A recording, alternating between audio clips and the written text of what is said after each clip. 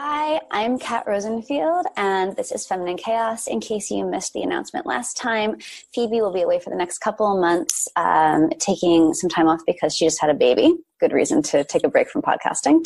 And I'm going to be holding down the fort here with a series of guests who kind of fit our feminine and chaotic MO. My discussion partner today is Elizabeth Nolan Brown, Associate Editor at Reason. Elizabeth, do you want to describe your beat and areas of expertise? Hi, yeah, I'm Elizabeth. I work at Reason Magazine. I've been there for almost 5 years now. Reason is a libertarian politics and culture magazine, and I largely cover the intersection of sort of sex and law and speech and technology. I think that's it. I'm also the founder of a libertarian feminist group called Feminists for Liberty. So. Yes, cool group, very much worth a follow on Twitter, doing cool stuff. So yeah, today's installment is maybe a little more libertarian than usual. And we are talking about sex and the internet and the government. And I wanted to start with a sort of a more sensational story, which is some local legislation out of New York where a bill has been introduced to make it illegal to send non-consensual sexts, basically, or to send sexual images and videos without consent. You wrote about this. Can you kind of sum up the gist of it? Yeah, so, it's sort of been described and framed by both the councilman who introduced it and the proponents of it in sort of media and activist circles that have, as, the anti-airdrop dick pic bill. And it's portrayed as this thing that will stop, creepy dudes who are pretty much like flashers in real life. I mean, the councilman's like, it's illegal to flash someone in real life, but not, to send them this. So they're talking about people on subways who will find people whose, Bluetooth is open and just send them a dick pic and things like that.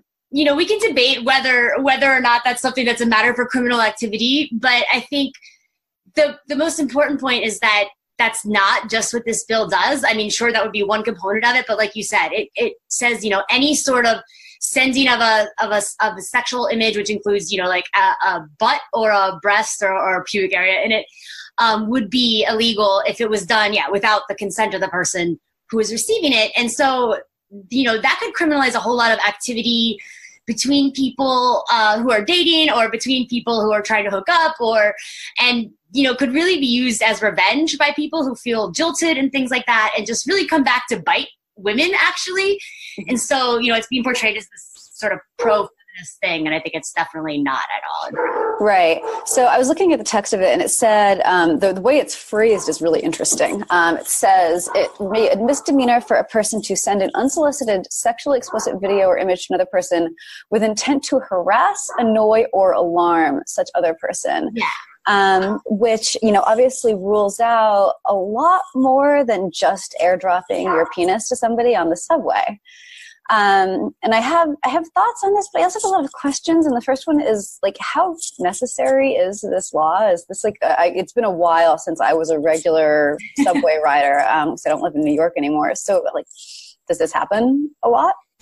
Well, right, and also you can turn off, being able to receive these, or you can specifically just not accept one. I mean, you have to accept it. You have to press accept from whoever's sending it. So right, arguably, if you do that, you may be getting whatever you deserve. Right. I mean, arguably, that is consent, right? Like, do you want this photo? You click yes. Right.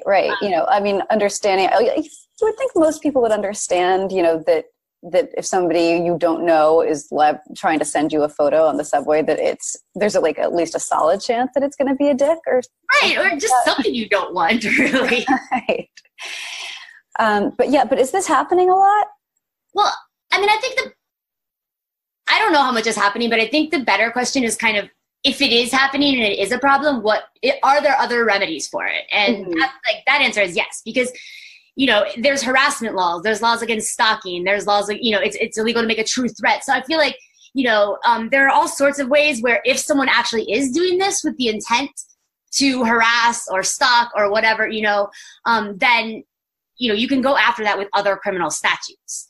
I think what leaves the room for is things where it's not, and because those terms are so vague too. So for things where it's not actually a level of criminal harassment or something, but anybody can say this was sent to me to be annoying or whatever. So I feel like it's just ripe for abuse by people who maybe did or didn't consent, but don't really care, but want to get back at somebody, Yeah, I mean, it tend to annoy or alarm. I was just thinking that, any one of us who in the early days of the internet, like sent a friend a link to lemonparty.org or whatever it was, we'd all be potentially liable for prison time now. Or just, people who might not, people like sex workers who, DM with people, or just anybody who's like actually just looking to hook up in any way and might be sending a photo to someone and they're not intending to annoy, but I don't know. A lot of women receive photos from men as annoying, but men don't necessarily intend them that way, so it right. creates a really bad vague area. And it's the same thing, like, do you remember a few years ago revenge porn was this big thing everyone was talking about? And a lot of the statutes that they wrote about that got struck down in court because they had this very similar vague language in it where it was like the revenge porn was illegal if it was done with intent to some vague thing, annoy, harass, whatever. So yeah, we're going to talk about that a little bit in just a second. But the other thing was, so, I was actually shocked to learn that it wasn't already illegal to send a photograph of your penis or, other genital arrangement to a stranger without consent, since it would be, obviously, it's already illegal to whip it out in real life.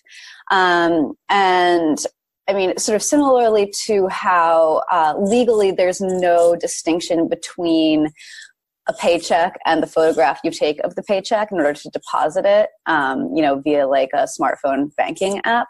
I was really surprised to find that there's not already kind of, language in the law that required, or there wasn't already language in the law that covered this. How would that work?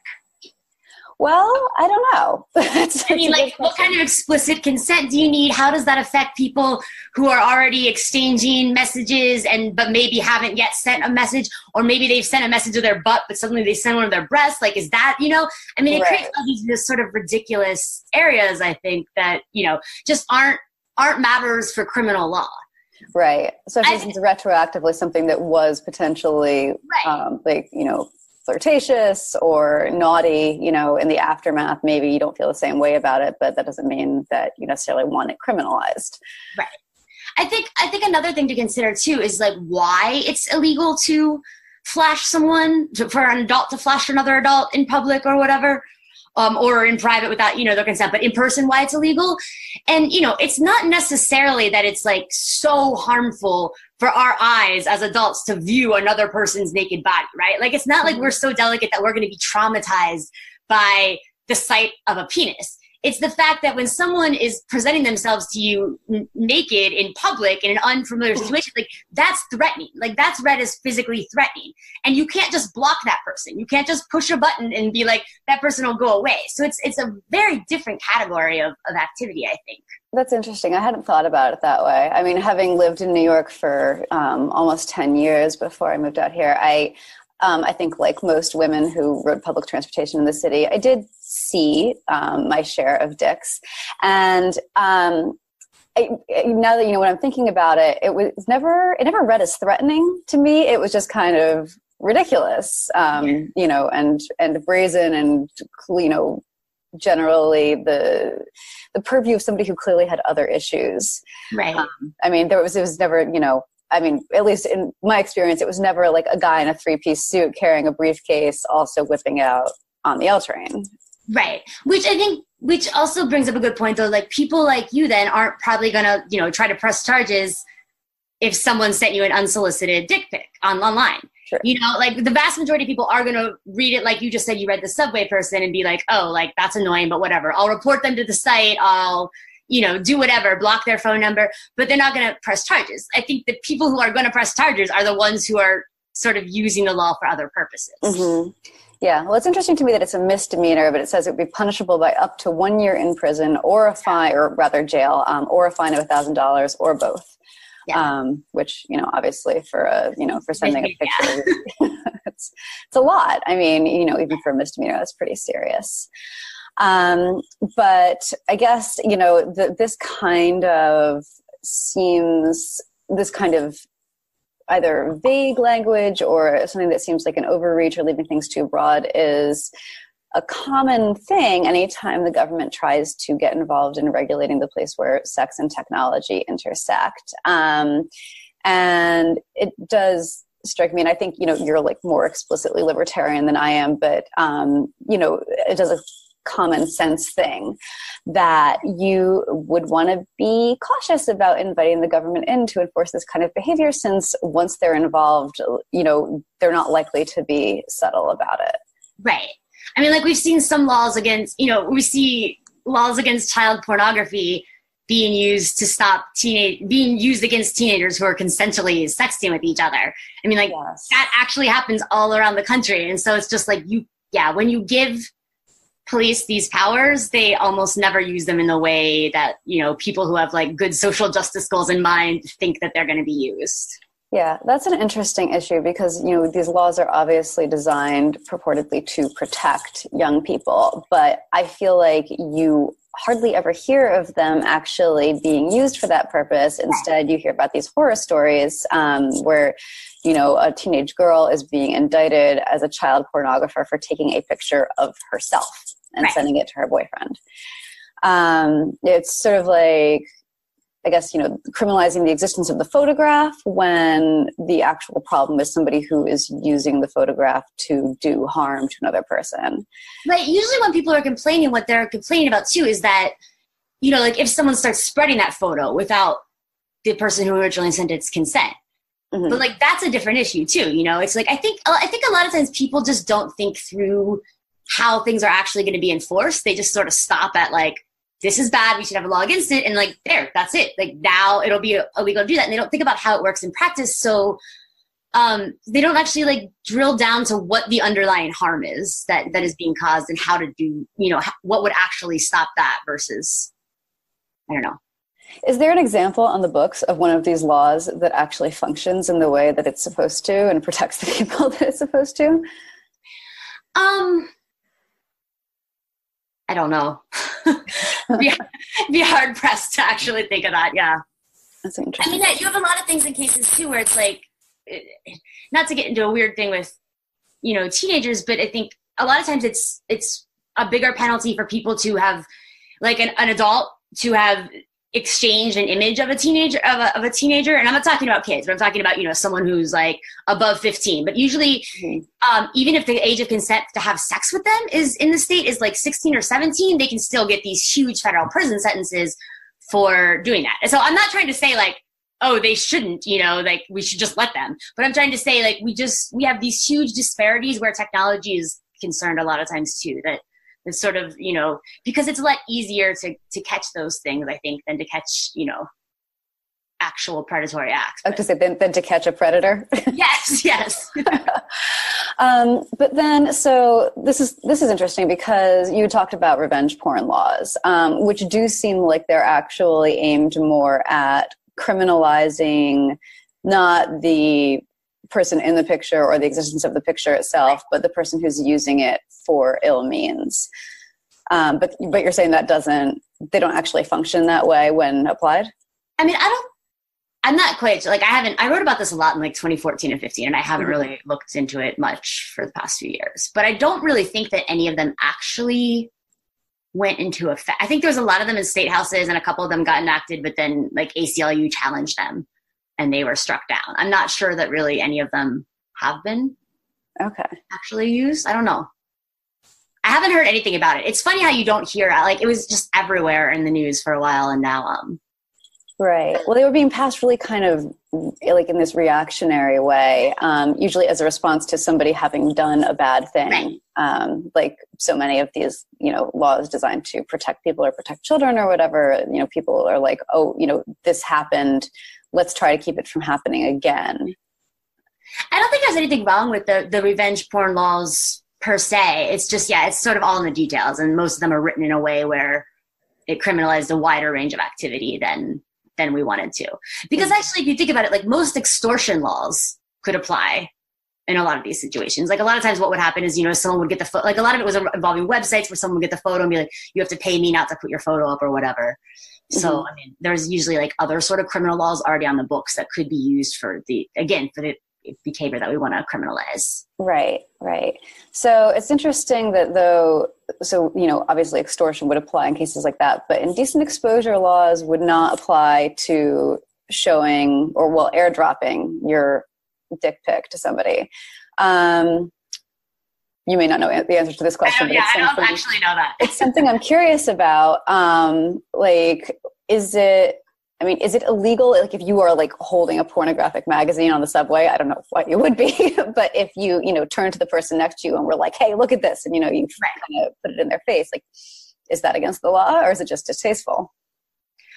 I think it, again, would sort of matter if you could prove that it was, harassment or something like that. Mm-hmm. I don't know if they kept doing it, if they just turned and did it. I think it's sort of a matter of degree, but I'm not really up on indecent exposure laws, actually. Well, that's a shame. We should have, one of us should have read up on them in preparation, but oh well, lost opportunity. Worth a Google afterwards. So obviously the kind of legal attempts to control how people are having sex or how people are expressing themselves sexually on the internet reached a sort of an interesting denouement. I guess it was maybe 2 weeks ago or last week, where all of a sudden Tumblr decided to ban porn from its platform. And this was part and parcel of a whole bunch of other measures being taken by sites like Facebook to kind of regulate how people are allowed to discuss sex or share about sex on their platforms. And you, I think, understand what the kind of background is on this, right? Sort of, yeah. Okay. So I think, the Tumblr thing is funny because it just took effect yesterday. And they gave some examples of kinds of nudity that were allowed that would not count as part of their porn ban. And so, for instance, male nipples are already allowed; they're not part of the ban. But female presenting nipples are not allowed. They say female presenting nipples. And so, female presenting nipples are not allowed except in cases of political speech, art, or medical information. So they gave 4 examples of images that would be allowed under these exceptions. And Mashable then tried to post them today and had a couple of different people try to post them yesterday on Tumblr. And Tumblr's porn filter immediately flagged them, was like, you're not allowed to post these are porn. So Tumblr's own examples of permitted images are being flagged by their porn filter.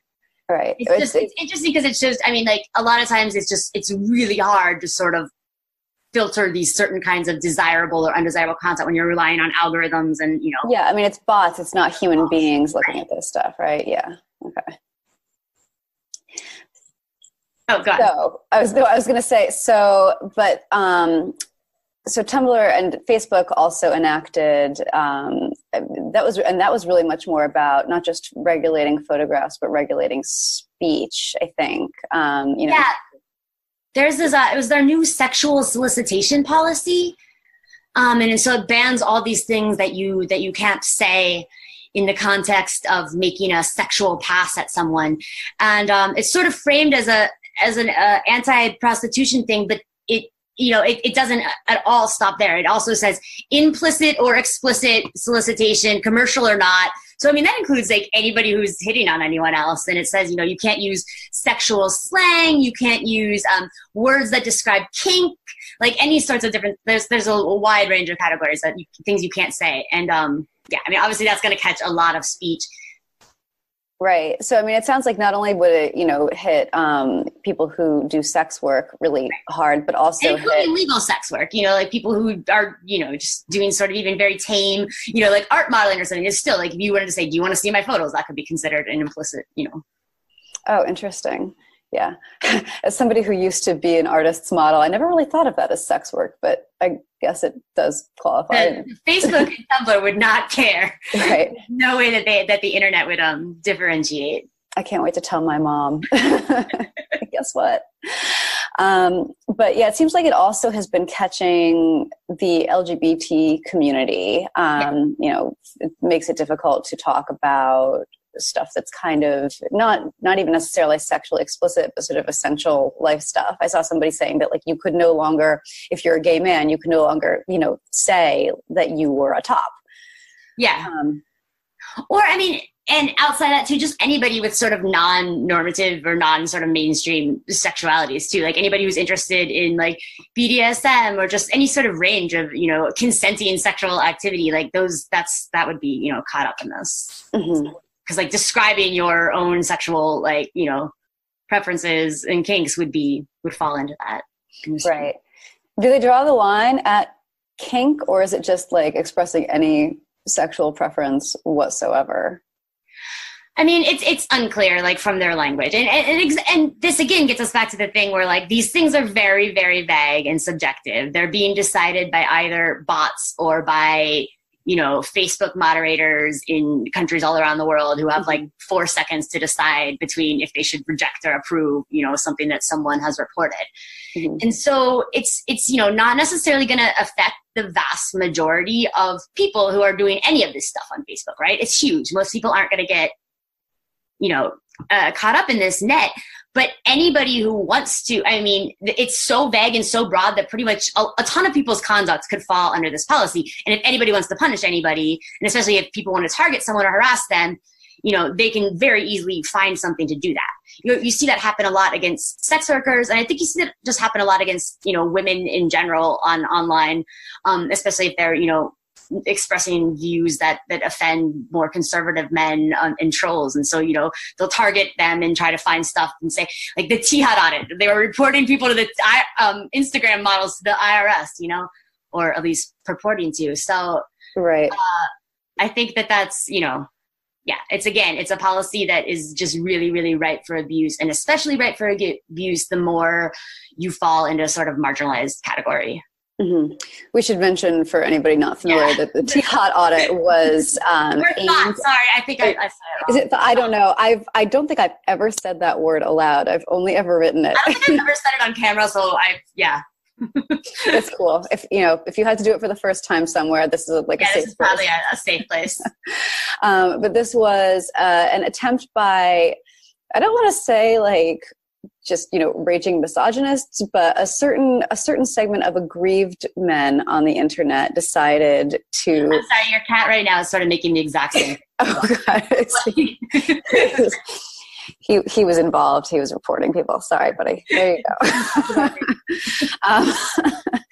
So these aggrieved men decided to target basically like Instagram models or.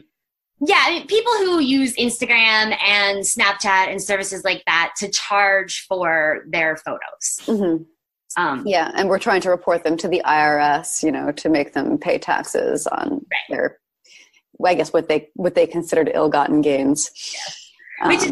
Which was very silly for many reasons, including like they have no idea if these people pay taxes or not. They have no idea how much they actually earn, if they are like within the threshold. Like there's so many.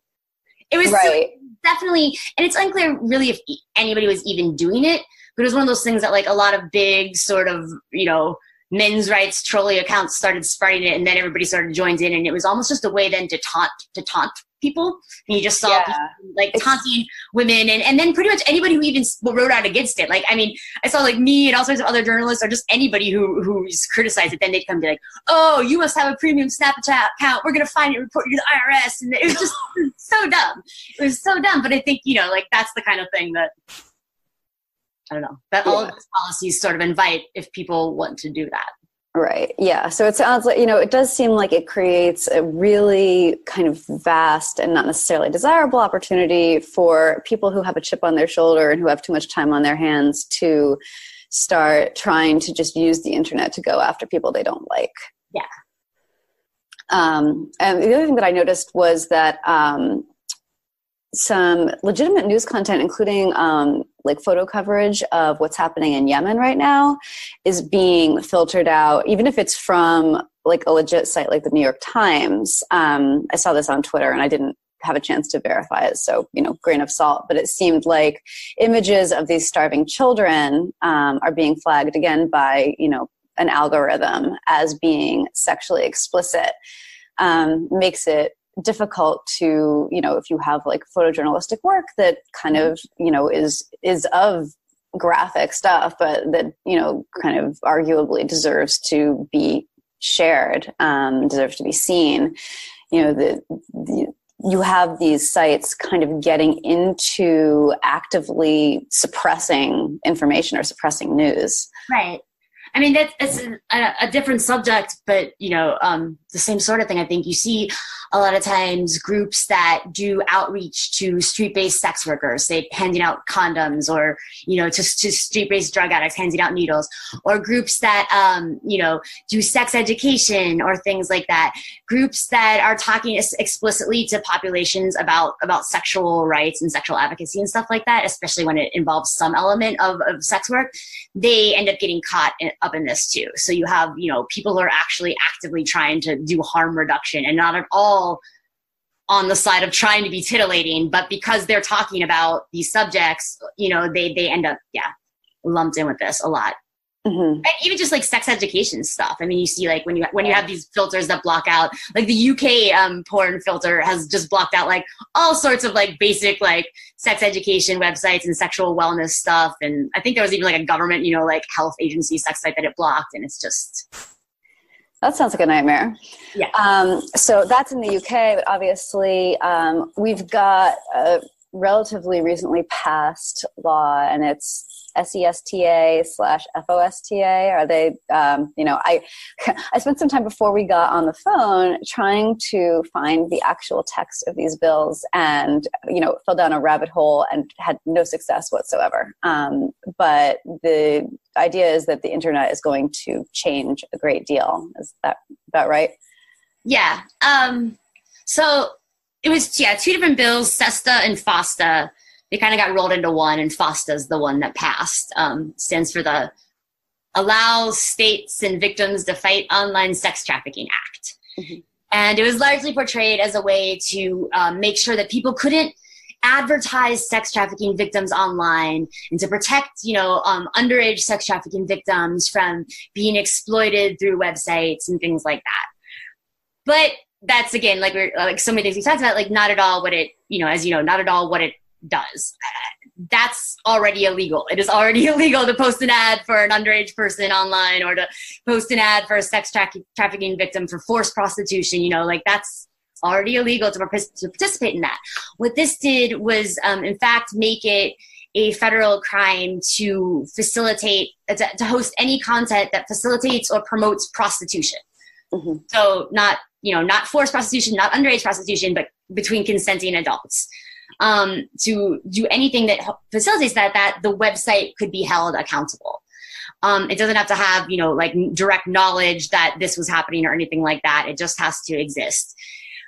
Another thing it did was change a part of the law called Section 230, which said that states couldn't sue people in court, and you couldn't bring civil suits against websites for third-party content that they did not create. So again, if someone did post an ad for prostitution online, and, Twitter or Facebook or Craigslist or whatever, or, posted a coded post and they didn't take it down, they couldn't be brought, to court for it, because that was not created by them and they're a third-party, platform. Mm-hmm. But since they changed Section 230, now they can.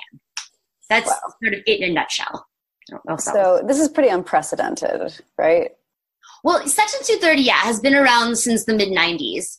And it's been sort of the law that allowed, it's part of the Communication Decency Act, and it's the part that has allowed pretty much everything we know on the internet, especially like social media and blog comment sections and newspaper comment sections, and just so much of what we have.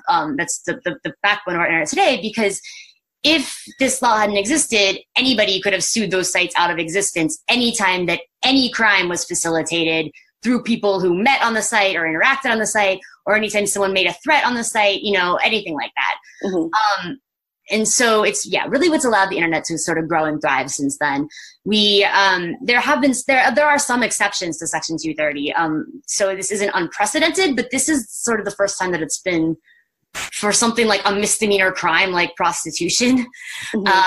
And prostitution isn't even a federal crime. It's a misdemeanor crime in most places across the country. Mm-hmm. And it's also amidst a sort of growing movement to either abolish Section 230 entirely or to carve out more and more exceptions for it. So you have people right now saying, oh, well, we should also carve in an exception for hate speech, or, oh, for people, for sites that somehow facilitate the sale of guns to people who then commit crimes. Or you have conservatives right now, a lot of really prominent conservatives saying, oh, well, we think that sites are biased against us ideologically, so we should use this to be able to go after them for an ideological bias against conservatives, which isn't even a crime either. But now, like, that's how far this has gone, and people have just sort of really gotten on this bandwagon.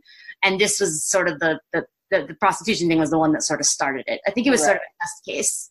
Mm-hmm. Okay, so basically it's a big damn door that's been kicked open. Yeah. Well, nice way to put it. Right. So you had written this incredible investigative piece about the downfall of Backpage, which ties into this. Is it like a preview of coming attractions, kind of a bad omen for the open internet, or how does it all, come together? Yeah, it's kind of complicated because a lot of people, so Backpage, just in case anybody doesn't know, a site like Craigslist, open internet classifieds marketplace, had an adult section that had different categories, including an escort section, and that was the section that, started all the trouble. They had, things saying you couldn't post for illegal activity, you couldn't post all manner of things, but people posted coded advertisements, and it became very popular with sex workers for both legal and, prostitution, which is illegal, and so they would post stuff. And became. I'm actually going to ask you to pause and explain why did it become, why is it better, just in case it's not obvious to everybody watching, why is it better for sex workers to be able to vet their clients online as opposed to being out on a street corner? Yeah, so with the advent of Craigslist and then Backpage and various sites like this, and there's a lot of smaller ones too, or just more under the radar ones, it's a lot of different reasons, but for the first time it sort of gave people control over their own work. They could find customers and set their own rates and boundaries without going through an escort service or a madam or a pimp. And, a lot of times, a lot of those people aren't abusive, but a lot of times they are. And so it allowed people to really get away from that. It also allowed more people to get away from street-based sex work where, someone pulls up or street-based or bar-based, someone comes up to you and you just have to make a split-second decision. Online, you have all sorts of more information about them. A lot of these sites required, not Backpage specifically, but a lot of these sites that are more oriented explicitly towards sex work require all sorts of, verification of their members. But even, with Backpage, sex workers themselves can set their own screening processes. They can ask for various things. They have, more control. And then also there's a record. So heaven forbid anything should happen, there's all this record from Backpage and from, emails or text messages or whatever, whereas that's also not going to happen in person. So those are just a few of the reasons why it's, widely by sex workers said to have made their lives so much safer. Mm-hmm. So then Backpage was targeted by lawmakers in California? It was targeted by lawmakers everywhere. Mm-hmm. Kind of what happened was they decided there's an Attorney General's Association called NAG, and they decided, yeah, it's great. They decided that Craigslist needed to get rid of its adult ad section. Mm-hmm. And so they pressured it for years to do that. And Craigslist initially wouldn't, but then Congress even got involved, called them in, and they were just like, fine. Craigslist caved, it shut down its adult ad section. Adult ads still stayed there. If you ever perused like the casual encounters or just the dating section of Craigslist, like it was just sort of rife with. Does casual encounters still exist, or did that also get taken down? Shut down in the wake of FOSTA, actually. Oh no. So yeah, it really does not exist. But Craigslist shut down its adult section way back in like 2009, mm-hmm. So, or 9 or 10. So but it's still, yeah, these sites, these ads sort of hung around. But anyways. Attorney generals like the NAG declared victory, and they were like, yes, we stopped sex trafficking on Craigslist. And then they turned their sites to Backpage, and they were like, all right, now you guys have to shut down your adult ad section. Mm-hmm. And for a lot of reasons, they wouldn't, both because the founders of Backpage are these two guys, Michael Lacey and James Larkin, who founded an alternative newspaper in Phoenix in 1970 and went on to own like 25 of them, including the Village Voice. They're old school newspaper guys. They've been fighting free speech and First Amendment battles in court for like 5 decades. Mm-hmm. So they were just like, hey, no, you can't do that. But B, they were like, this isn't an effective way to stop things. You know, just taking this section that says escorts or adult off our website is not going to prevent, as Craigslist clearly shows, or all these other websites that pop up show, any of this from happening. Mm-hmm. So they elected to sort of work with law enforcement. They were very cooperative with local police, with the FBI, with the National Center for Missing and Exploited Children, sort of working to find filters, working to report ads if people were suspected of being underage, all sorts of things. But they refused to do this thing that NAG kept asking them, which was take down this thing. And that just became this huge focal point, almost like they just hated it because they had put out so many press releases saying, we're going to get Backpage to do this. And they just And so that's when various attorney generals in different states, including California, Kamala Harris, Josh Hawley, who just was elected to the Senate in Missouri. So that's when various attorney generals started attacking them and trying to sue them individually, either on civil grounds or criminal charges. And that's also when you had people in Congress start pulling them in for all sorts of sort of show investigations and things like that. Mm-hmm. So these guys, I mean, you know, reading this thing is like, it's a devastating report. And I mean, their lives have been so effectively just torpedoed by this. And they're, you know, still going through it, I guess, and probably will be for, you know, the foreseeable future. To be clear, like when this stuff gets targeted, is it only illegal activity that gets swept off of the site, or, you know, or out of sight? No. So the whole site is shut down now. All right. Yeah. So, So to get back to what you had asked originally, that because so they were arrested in April. They had their houses raided, and James Larkin and Michael Lacey, the owners, they were arrested. And it was right around the time, it was a few weeks after, or a few weeks before Trump signed FOSTA into law, but right after Congress had passed it. Mm-hmm. So a lot of people thought that FOSTA was responsible for them being able to be arrested, because that was pretty much what everybody had been saying. That was the selling point. I mean, if you look at the language that the people in Congress who pushed this used to push it, it entirely almost focused on Backpage. They made no mention that it would catch up pretty much any other websites. They made it sound like it was only if you were explicitly like an evil cabal that was just like, hey, child sex trafficking victims here, like that's who it was going to get. And that's how they portrayed Backpage, even though that's not true, but that's, you know, that's what it made it out to be. So when Backpage was, you know, shut down and the owners were arrested, or the former owners were arrested, everyone thought that this was FOSTA's doing. But FOSTA had not been signed into law yet.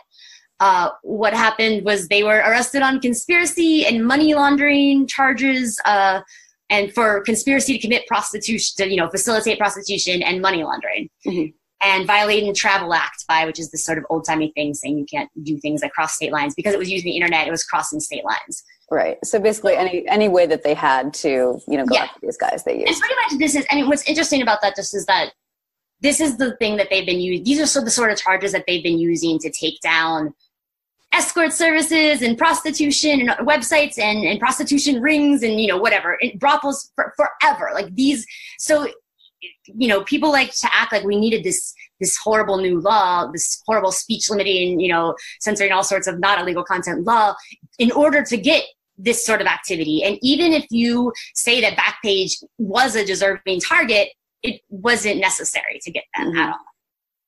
Gotcha. So what surprises me every time I hear about this is that, you know, it seems like the kind of cause that feminists everywhere should be taking up and kind of pushing back against, but you don't seem to see that a whole lot. No, you don't. Why is that? You know, it's strange. And I think we have seen more recently since FOSTA. I mean, more than ever before, you've seen actually mainstream publications of feminists, I think, doing articles or giving sex workers themselves, you know, a space to have their voices heard about how the aftermath of this law has been. Mm-hmm. So that's good in one respect, but like, yeah, I really wish a lot of these people would have chimed in beforehand. Right. I think that part of it is how much that the law itself and a lot of this stuff, how much it's misframed. You know, it's framed as a thing that is very good and necessary, and most people just don't bother, and I don't blame them. You know, most people don't have the time or inclination to look into every issue. They hear like, this is whatever, this is a anti-sex trafficking law that's supported by all this bipartisan group of people, and they're like, okay, sure, must be good, you know. Mm-hmm. But I think also there's also always been a large rift within feminism between people who think that, you know, sex work, of all sorts, or any sort of sexual objectification is inherently exploitative and, should be banned. And between the more sex positive feminists who, see, either sex work as a choice and should be something that women should be allowed to do with their bodies, or people should be allowed to do with their bodies, and also as a decriminalization as a harm reduction method. Mm-hmm. But I think, there's always been a sort of split between the anti-sex work and pro. Right. That is a good point. And I think I would guess that the way that sex is kind of being addressed now in current moment, where this is something that Phoebe and I have talked about here before, this move toward kind of viewing not just bad sexual experiences, or rather not just exploitive sexual experiences, but bad or regretted sexual experiences as inherently traumatizing or inherently damaging, doesn't help. Even when you're talking about, like your bad boyfriend. Right. I think that definitely plays into it.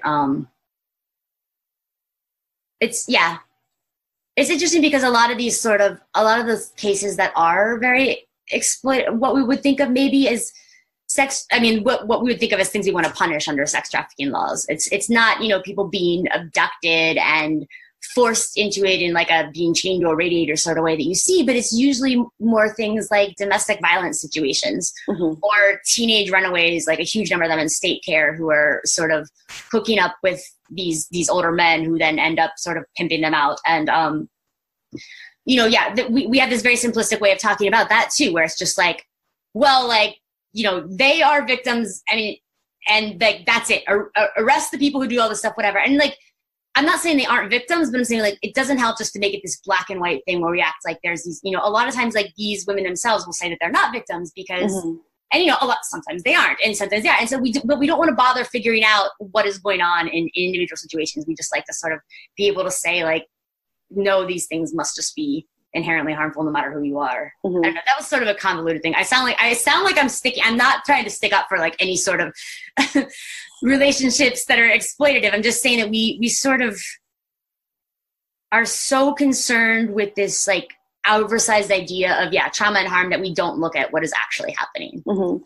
Well, it seems like, I feel like I have read about instances, and I can no longer think of specifics, but where some of the attempts to kind of rescue these women, even the ones who are in dire situations and could use intervention, actually ends up drawing them into the system, making them into criminals, and does damage in and of itself. Yeah, you still see all the time, even if these people are being described by police and by the media as sex trafficking victims or as underage sex trafficking victims, you still see police arresting them. And you still routinely see police justifying that by saying, and prosecutors justifying that by saying, well, we need to do that in order to help them. Mm-hmm. And like you said, it's not a neutral act to take someone into the criminal justice system. Even if, it can be so dangerous. Like we see so many cases where people can be in jail and have the slightest, thing. And just the way it's set up, like they can end up dying because they had this very small minor ailment that people wouldn't, pay attention to. And so even if you don't end up, the charges are dropped, you can still have like bad experiences, but also, for the most part, the charges don't really get dropped. These people end up with a criminal record that makes it hard for them to get jobs. It makes it, in a lot of cases, they can't go into shelters. A lot of shelters will say, if you have this sort of thing, you can't go in, or especially if they're underage, they won't be allowed. So it's just like, it actually just creates so much more harms. Okay. Well, I think, we have come to the end of our list of topics. And is there anything else that you want to say about either SESTA and FOSTA or the dick pic airdropping law? No, I don't think so. Okay. Well, thank you so much for joining me. And this has been Feminine Chaos. Thank you.